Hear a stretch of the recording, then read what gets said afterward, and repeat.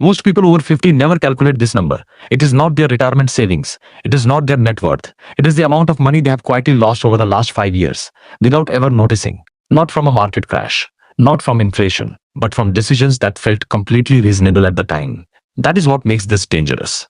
Some of these choices look smart, some look generous, some even look like love, but they all have one thing in common. They are invisible until the damage is already done. Today we are breaking down the financial traps that quietly destroy wealth after 50 and why almost nobody warns you. Because the truth is, most people around you are falling into the same traps. You have spent decades building your life. Bigger house, better car, nicer vacations. Nothing felt reckless because your income kept growing. Every upgrade felt earned. Then something shifts. Raises slow down. Industries change. Health costs creep in. Your income plateaus or even drops, but your lifestyle stays exactly the same. This is called lifestyle inertia, and it is one of the biggest wealth killers after 50. The problem is not overspending.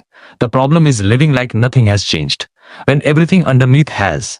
In your 30s, you can outrun bad decisions. In your 50s, you cannot. The runway is shorter, and small mistakes compound faster than ever. Now here is the one that hits close to home. In your 50s, you become the financial safety net. Your kids need help. Your parents need support. A sibling is struggling. And because you have been responsible, you are the one who can give. So you give. And then you give again. And you tell yourself it is temporary. But here is the math nobody talks about. Every rupee you give away now carries a multiplied cost. Because it no longer has time to grow. That 8 lakh rupees you give at 52 could have become 25 to 30 lakh rupees by retirement. Do that a few times and you have quietly erased a massive chunk of your future. This is not about being selfish. It is about having a system. Because there is a fine line between generosity and self-sabotage. Next trap, the mortgage mistake. Carrying a big mortgage into your 60s is a completely different equation. When you are working, it is just another monthly payment.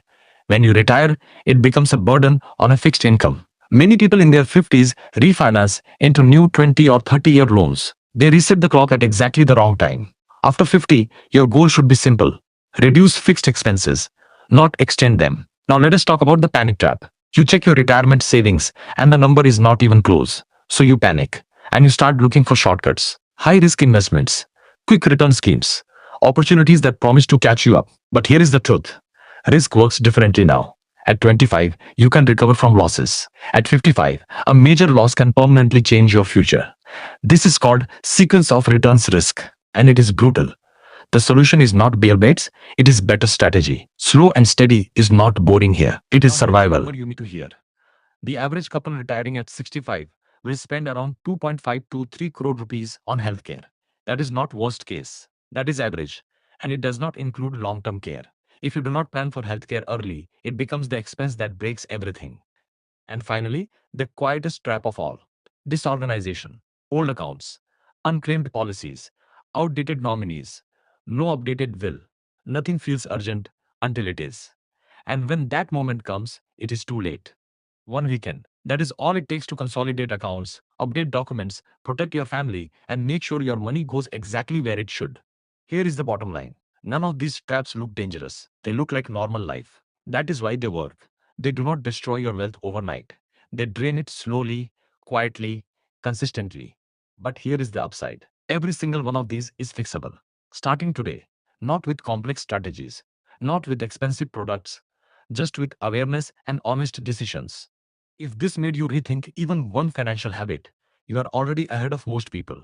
And if someone you know is in their 50s, send this to them. Because sometimes the most valuable thing you can give someone is a warning at the right time.